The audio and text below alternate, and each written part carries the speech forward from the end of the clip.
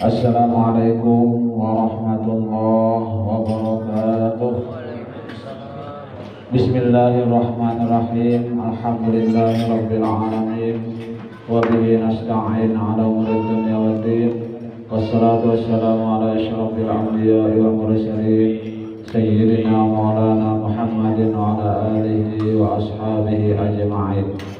Subhanaka la ilma lana illa ma 'allamtana innaka antal alimul hakim wa tub 'alaina innaka antat tawwabur rahim wa la haula wa la quwwata illa billahil 'aliyyil 'azim. Rabbi shrah li sadri wa yassir li amri wa hlul 'uqdatam min lisani yafqahu qawli, amma ba'du.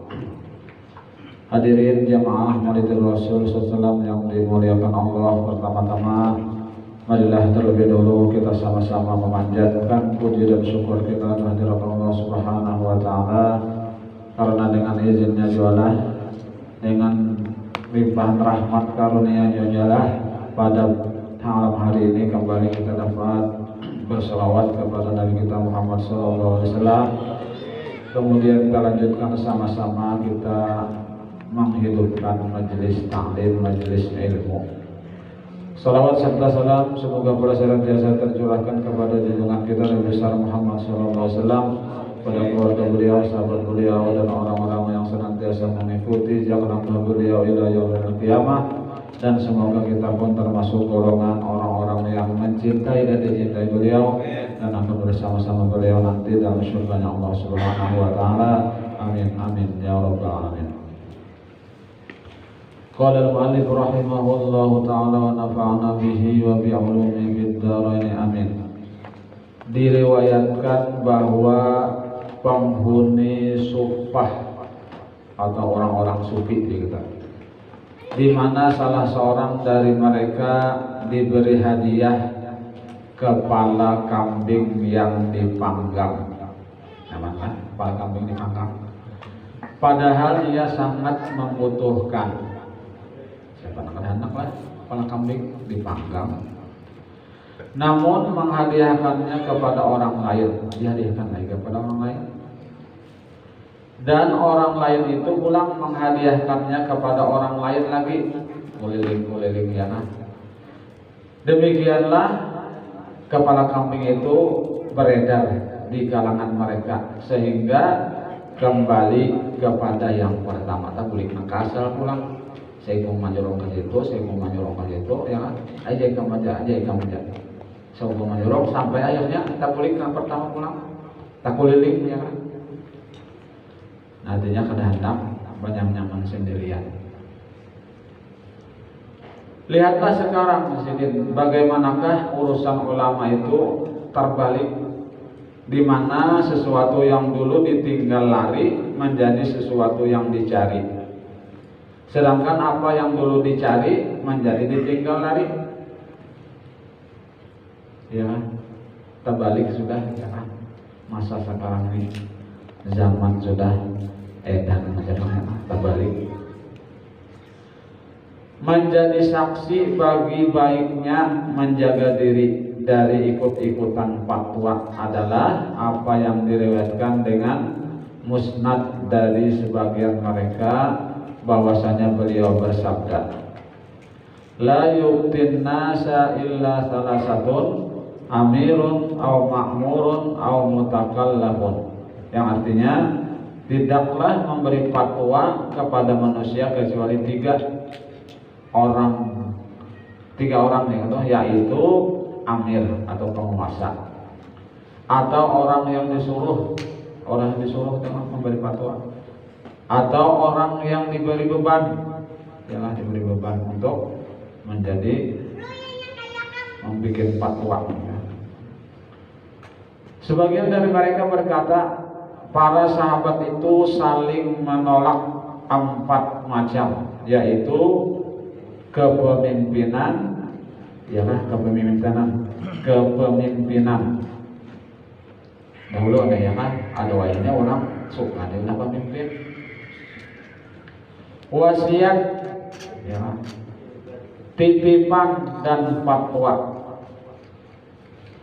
Sebagian dari mereka berkata orang yang paling cepat dari mereka memberi fatwa adalah orang yang paling sedikit ilmunya. Itu ujar mereka ya kan. Bila hendak rajin berfatwa, ketika berfatwa itu bapander ya kan. Itu orang yang sedikit ilmunya ujar para sahabat. Dan orang yang paling sangat menolaknya adalah orang yang paling warok di antara mereka. Kesibukan para sahabat dan tabi'in radhiyallahu anhu itu pada 5 macam kesibukannya nih, yaitu membaca Quran sibuknya, meramaikan masjid ya kan dengan sholat berjamaah, zikir kepada Allah Ta'ala, amar ma'ruf memerintahkan kebaikan dan nahi munkar melarang perbuatan atau perkataan yang buruk. Nah itu aja kesibukan para sahabat dan tabi'in. Demikian itu karena mereka mendengar dari sabda Rasulullah SAW, kullu kalam ibni Adam alaihi la lahu illa salasatun amrun bima'rufin aw nahyun 'anil munkarin aw dzikrullahi ta'ala. Artinya setiap perkataan anak Adam itu memudaratkan, membahayakan kita. Setiap perkataan membahayakannya, tidak menguntungkannya.